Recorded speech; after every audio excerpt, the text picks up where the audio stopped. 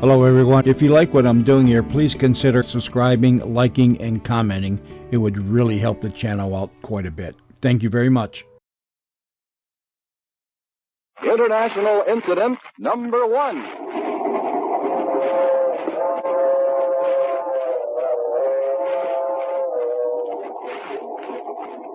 Jack Packard, from whatever corner of the world you may be in at the moment, you're hereby being summoned to London in a matter of the gravest expediency. Signed, the 21 old men of 10 Gramercy Park.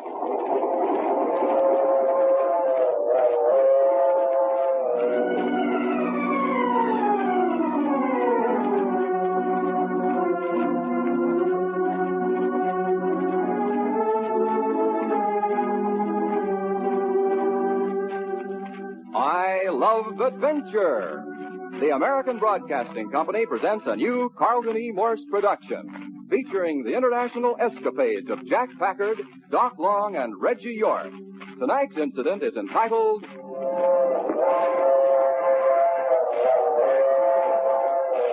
The China Coast Incident.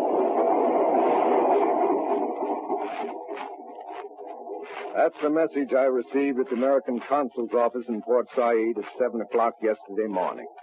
Jack Packard, from whatever corner of the world you may be in at the moment, you're hereby being summoned to London in a matter of the gravest expediency. Signed, the 21 old men of 10 Gramercy Park. There it was. Here I am on the last lap of my journey up from Liverpool to London. I could have flown right into Croydon Field and been there by this time, except for one of those grisly, greasy black fogs of London.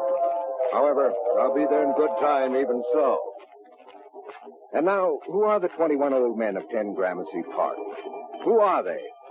I've never seen any mention of them in the papers. They certainly have had no rumor value in official circles, no conversational value in social circles, no scandal value in high places. And yet, when I gave some slight indication of putting the radiogram down as a practical joke from either Doc Long or Reggie York, wherever they might be in the world today, suddenly there was pressure all about me. A gentle hint from this quarter, a subtle warning from that quarter, an over-eagerness to help me get on my way to London. Nobody ever came out and said, I know the 21 old men of 10 Gramercy Park, and you'd be wise to obey them. Nobody even mentioned the 21 old men. But it took me less than an hour after I got this message to get the idea and bestir myself. And here I am, plunging through the dripping, grimy tunnel of fog, only minutes from Piccadilly Station. I wish Doc Long and Reggie York were waiting at the end of this trip. I even wish I had the faintest notion where they are. We broke up the A1 detective agency out in Hollywood when Pearl Harbor came along. Reggie made a beeline for the Royal Air Force back in England. I'd get cheerful messages by way of returning American ferrying pilots, and then I lost him. Doc Long got himself a job with the Flying Tigers over in China. Then he became a P-38 fighter pilot in the last phase of the war. Then he just fell out of sight. I'd always meant to get over that way one of these days, put a tracer on Doc, but up to now I've been chivied about by American intelligence, and still I haven't been able to call my soul my own. The fact that I've been completely released from all intelligence work to meet the 21 old men in itself is one of the marvels of modern times. Well, I get my luggage. Train's slowing down. Major Jack Packard? Uh-oh, here it is. Major Jack Packard? Major Jack? Yeah, what is it? You're Major Jack Packard? That's right. Very good, Major. We're entering the station. I shall have the pleasure of conducting you to your destination. Was that necessary? Oh, watch yourself, sir. Come along, sir. There's no time for conversation. Headed straight for the Lion's Den at once, sir. This way, please. Did I hear you correctly? Did you say Lion's Den? That you did. The Lion's Den, alias 10 Gramercy Park.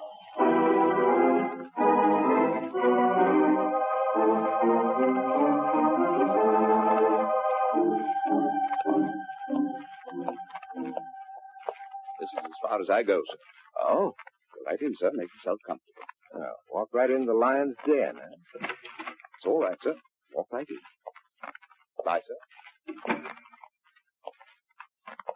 Amazing. A regular cathedral of a room. 2, 3 stories of the ceiling, dimly lit by the tall, leaded dome-like windows in which the color and pageantry of the ages have been done by some exquisite artist. Tapestries on the wall, period furniture, and richness and luxury known only to a fabulous oriental monarch someplace down the corridors of history. What's this? Suddenly before my eyes, a great tapestry which covers the whole of one end of the room is rolling back. And there before my eyes is the greatest mirror I've ever seen. 40 feet across, 60 feet to the ceiling. A flawless mirror reflecting every item of color and beauty all over again.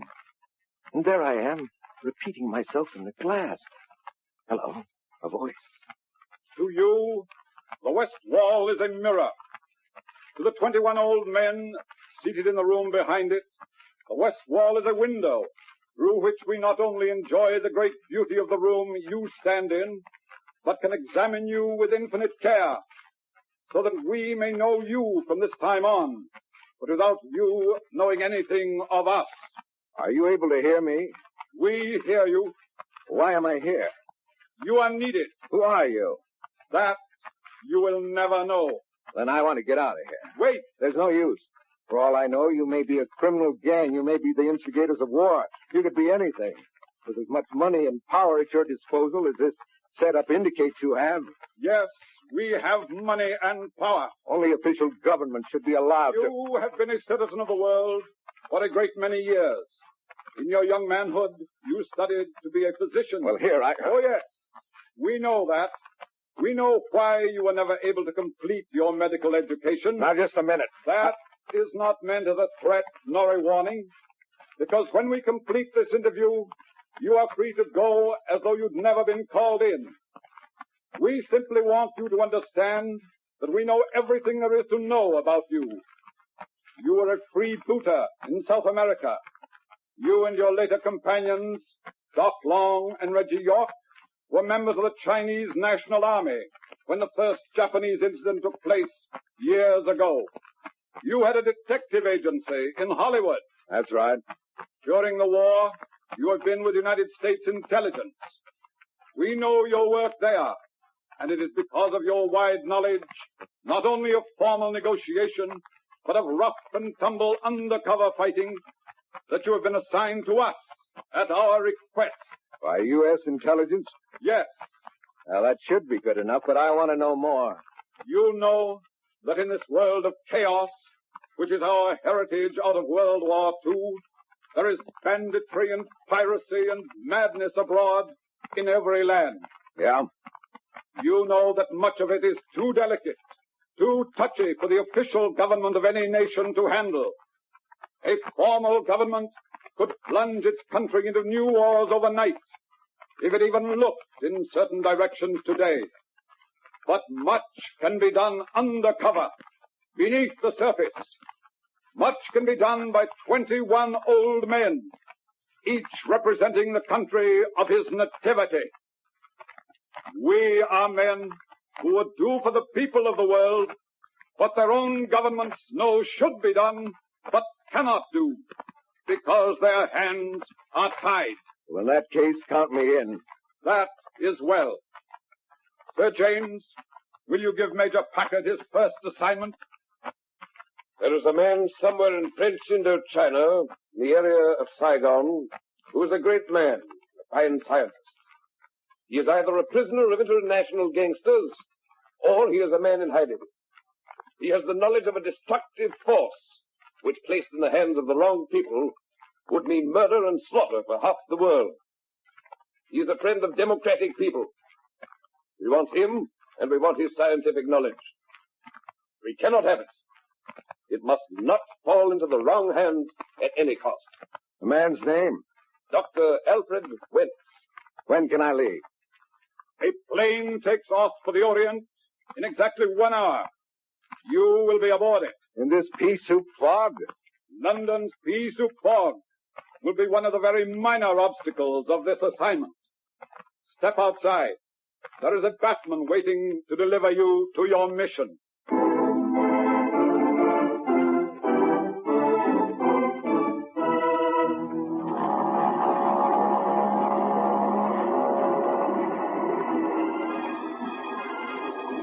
The refugee liner Viking, out of Saigon with its load of frightened, nondescript humanity, glean from the chaotic whirlpool of Indochina hate and strife is in the China Sea, 300 miles off the island of Hong Kong. On this last lap of my assignment, after 7 hectic and nerve-shattering days in the back alleys of Saigon and 4 days at sea, I was on the promenade deck, consoling a good-looking Scandinavian girl. Oh, no. Take it easy, honey. Take it easy. Oh, Mr. Packard. Listen, Frida, anything can happen on this screwball ferry boat. Oh, but there was a shot. Chinese firecracker. Somebody let off a pop gun. Let the bridge worry about it. That piece of paper I handed you tonight at dinner. You got it? Yeah, one word. Pirates. Yes. One of the evil ones is aboard this ship. One of their cleverest and brightest. I noticed him the second day out. And so you think he's after someone on this tub, huh? I do not think Mr. Jack Packard. I know. Who? Me. And how does a good-looking young woman know so much about piracy in the China Sea? Because I have escaped from them just in time.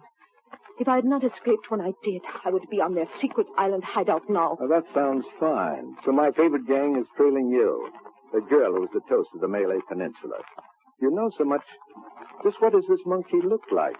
He is tall, heavy set with gray hair, and a scar on his left cheek. I tell you, Mr. Packard, he is after me. I'm afraid to go out of my cabin after I've seen him. You know his name? Yes. Houseman. Yeah, you're cooking. I almost believe you. The poor guy whose papers he's traveling on is dead in a Saigon alley. But Frida, take it from me, they're not trailing you. They're after bigger stuff. So? Then what I hear is true. Dr. Wentz is on this ship. You think so? Yes. All Indochina boiled with the news of his escape from the enemy's clutches, and everybody knows you helped him escape. Okay, why did I help him? You ask me, Mr. Packard? All Saigon knew that also. Dr. Wentz is the inventor of the most important formula developed since the war. His formula is the most deadly force yet conceived. Wentzite. Go to the head of the class, baby. Now, do you think these pirate roughnecks are chasing you? I think first Dr. Wentz, then you, then me. We are all in this together. Maybe you got something there. Maybe you are on our team. Believe me, Mr. Packard, I am. I am. If you're right about this enemy agent prowling around here, we got no time to waste. You to come with me. Where? To my cabin. But if it should happen that you're on the wrong team, I can be very mean to little girls, especially little dames from the Saigon underworld. Just a second while I turn on a light. Yes. Get in here, quick. Lock that door. Oh, no, Joe, look at this cabin. Yeah, somebody was looking for something and really wrecked the joint. Dr. Wentz! Hey, doctor, open the door. Oh, it is true. Dr. Wentz is with you. You wouldn't know about that, would you? If I thought you were holding me up there on deck while this mug was working on it. No, I swear it, no. I'll figure that one myself. Stand back so I can crash down this door. Charlie. Oh, no. Doctor, they really mussed you up. Oh, the poor man. Water and towels, quick. This is wicked, so wicked. Doctor, can you hear me? Doctor. Hey, it's me, Packard. Can you hear me? Look at his feet and his fingers. Sure, he's been tortured. Must have thought they killed him and then ripped up the cabin looking for the formula.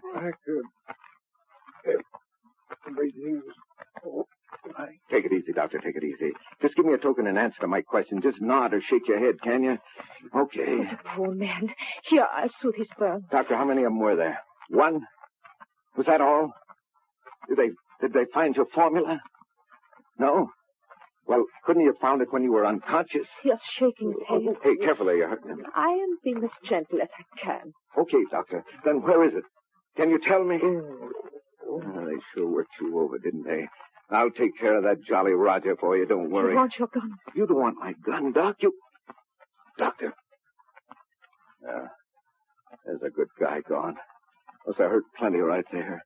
You see him try to grab for my gun. It's a great Dr. Wentz to die like that.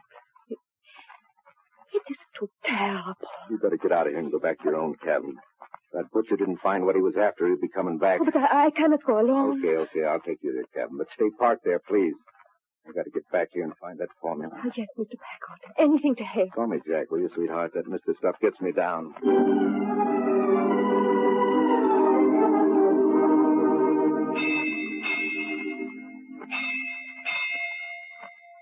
I guess I'm licked. Why didn't the doctor tell me where the formula was hidden when I asked him to so many times? One thing I can do, I'll put a dragnet around this tub when we reach Hong Kong that these parts will never get through. Well, I guess this recipe for the super explosive just isn't in here. Maybe it's in my little joint next door. Sorry to interrupt your little soliloquy, my Hamlet-minded friend. Why, you... Keep your hand away from that gun. I don't want to shoot you yet. Later, yes, but not yet. How'd you get in here, Houseman? That charming mademoiselle, when she told you my name. That's right. Behind that wardrobe is a door into the next cabin. I arranged most carefully to get that cabin. The poor fellow who had it found it quite impossible to leave Saigon. Well, that's one right guess I made. Just so you won't be tempted to reach for that gun, Packer. Unbuckle the shoulder holster without touching the gun. Drop it to your feet. Now, kick it with your foot. Splendid, splendid.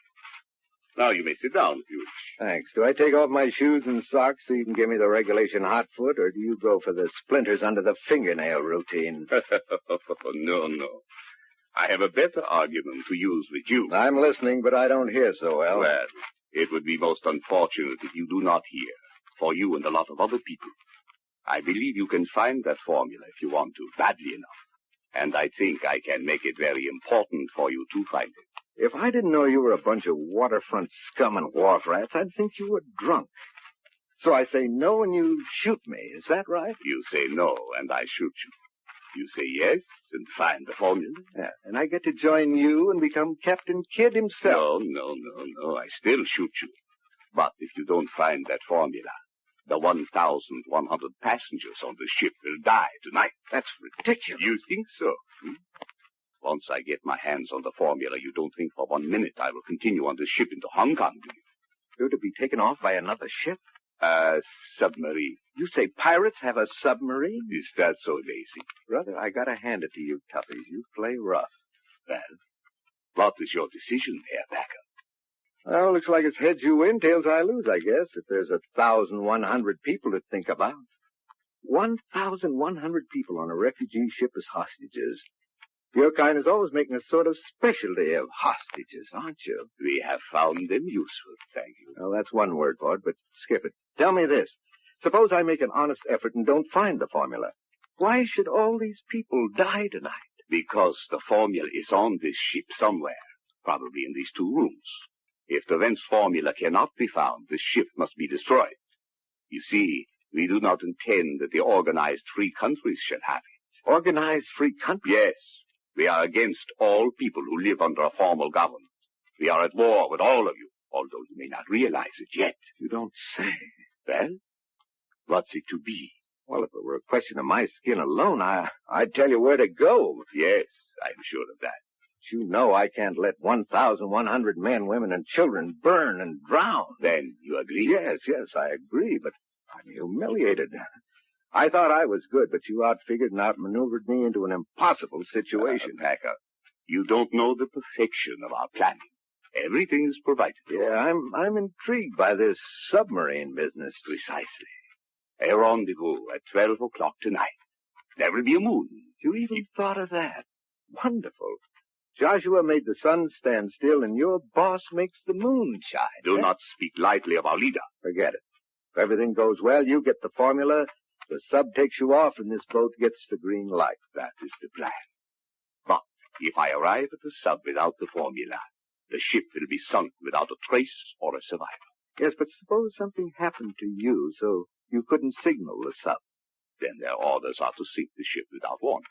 How about that? You think of everything. Yes. Now, you have only a little more than an hour and a half to find the formula. I can tell you something that might help you. What's that? I have already searched this cabin, but it may be in a very tiny space. We learned that Vance had reduced his papers to microfilm. The man who did it for him confessed. We had him shot, of course. Thanks a lot. Every little bit helps. Now, let's see. A roll of microfilm could go in almost any... Stop. What's that? Jack! You ought to take a gander at a pretty dame. Maybe that'll teach you super gangsters to keep your minds on your work, eh? It's okay, Frida. Come in. Oh, are you all right, Jack? Oh, you killed him? No, I'm saving him for hanging. Hand me the straps off the suitcases, will you? Yes, Mr. Packer. Oh, all right, Jack. Go see the captain, Frida, and no one else. Tell him to send a couple of husky sailors down here to watch this rat. As soon as they get here, I'll go up on the bridge and give him the payoff. And say nothing of what's going on down here except to him. All right, Jack. I go. There. That ought to hold you. I won't gag you because I can hardly wait to hear what you say when you open those big baby blue eyes. Here you come, out of the nowhere into the here. You fool. Now all of us will have to die on account of you. Relax, sweetheart, relax. The unexpected certainly throws you supermen, doesn't it?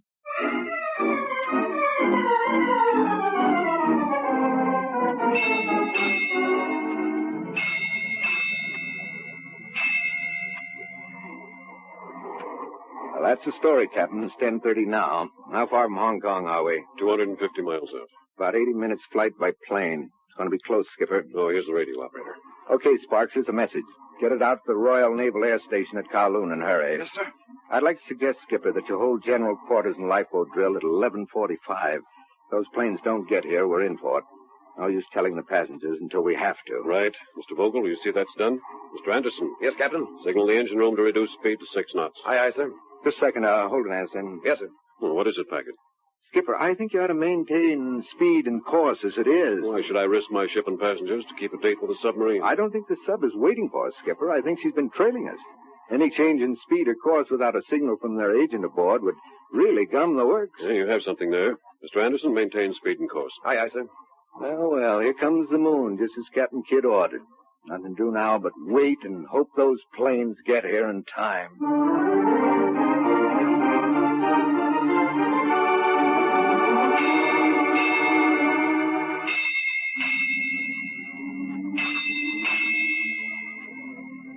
$11 o'clock. Plenty of clouds now. Our human sharks are going to be awful sore about that. Yes, radio. What is it? Message, sir. Royal Naval Air Station. Planes away 2242. Good luck. 22:42. That's 18 minutes before 11. Only hope they got plenty of tailwind.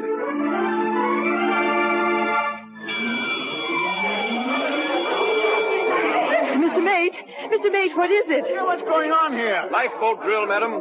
Wear your life vest, please. Oh, it's ridiculous waking us up at 11:30 for a lifeboat drill. It's outrageous. Might as well stay up for the rest of the night. Well, it wouldn't be so bad if they'd open the bar. Where's number 3 lifeboat, officer? Port side forward, madam. Oh, which is port side, right or left? Left side, going forward. Oh, why don't sailors speak English? Almost the 0 hour. Yeah, you got a sailor who speaks German, Captain. Yes, why? I want him to relieve the 2 men guarding Houseman. I don't get it. I want him to say something to Houseman in German and then let nature take its course. Mr. Anderson, tell Keller to step out here on the bridge. Yes, sir. I still don't understand. He will in a minute. Here's Keller, sir. Say, Keller, I want you to relieve 2 men who are guarding a prisoner in my cabin. Mr. Anderson will show you where it is. Yes, sir. When you're alone with him, say something to him in German, like, something like, if I turn you loose, will you take me with you?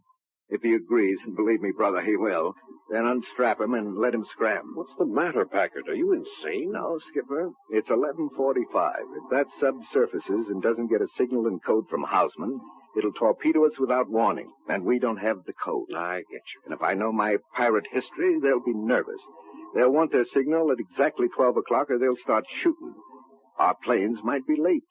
The sub will send a boat to take Houseman off, and I want that extra time. Yes. Keller, carry out Mr. Packard's instructions. Yes, sir.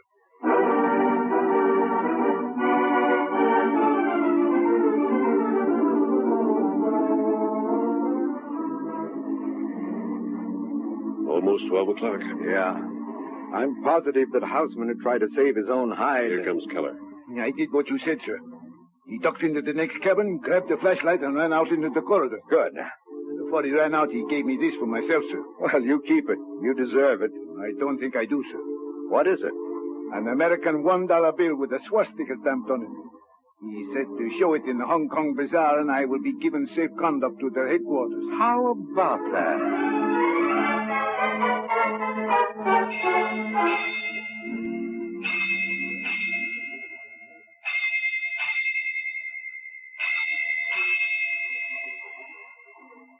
$12 o'clock, Captain. There's the signal off the starboard beam. Yeah, now watch for the answer. There it is. Forward on B deck. Let's get a couple of men on B deck.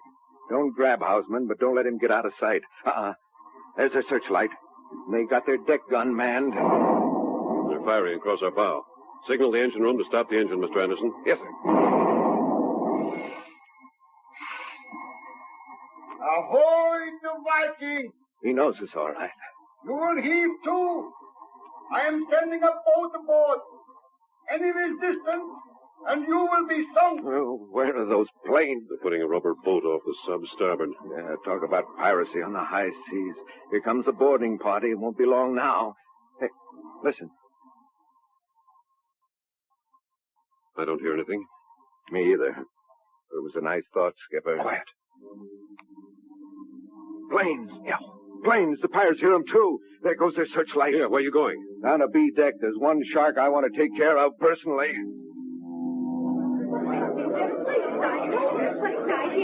Hey, where is he, Keller? Over there, climbing over the rail. Oh, no, he doesn't. He jumped. Did you get him? I don't know. That last shot missed fire. Something's dropping. Oh, look, where? There it is. It's as bright as day. The boat. You'll never make it. The sub's going to crash dive. Too late. Here comes the first step, John. That got her, I think. Yes, they got her. Yes, they got the rubber boat, too. Straight down.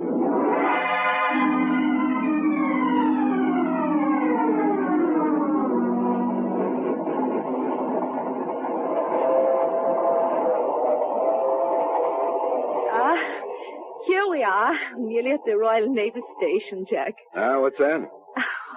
I say we are nearly at Kowloon. Yeah, so we are, and I hate to check in. Poor old Dr. Wentz.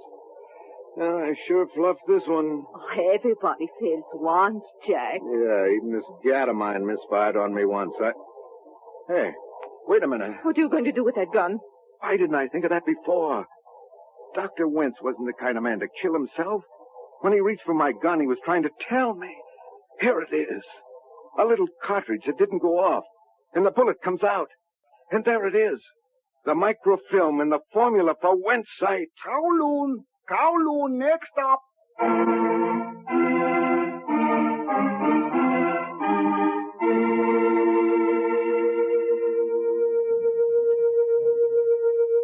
Oh, Jack. This night in Hong Kong may well be something for you to remember. Is that a promise? Perhaps.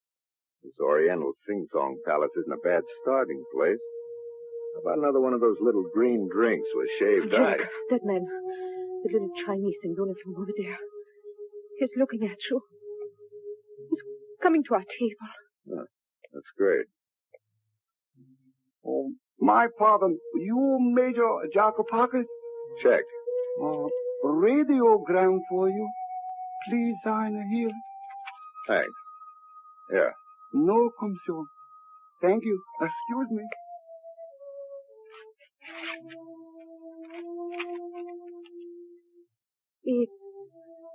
It is important. The London-Bombay Air Express will be robbed in midair on Sunday next. Report to London immediately.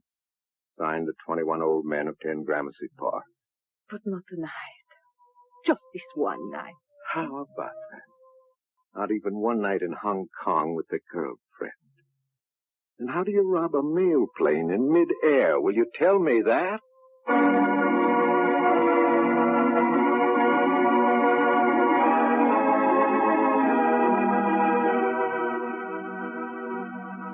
You have just heard I Love Adventure, a Carlton E. Morse production featuring Michael Ruffetto as Jack Packer. Next week, The Great Airmail Robbery, an epic adventure 23,000 feet in the stratosphere. Frida was played by Gene Bates. Houseman was played by John McIntyre. The spokesman by Everett Glass. The captain by Russell Thorson. Others in the cast included Tom Collins, Earl Lee, Janet Logan, and Harry Lang. The China Sea Incident was written by Carlton E. Morse with John Paul Schofield. Organ by Rex Curry. Your announcer, Dresser Dahlstead.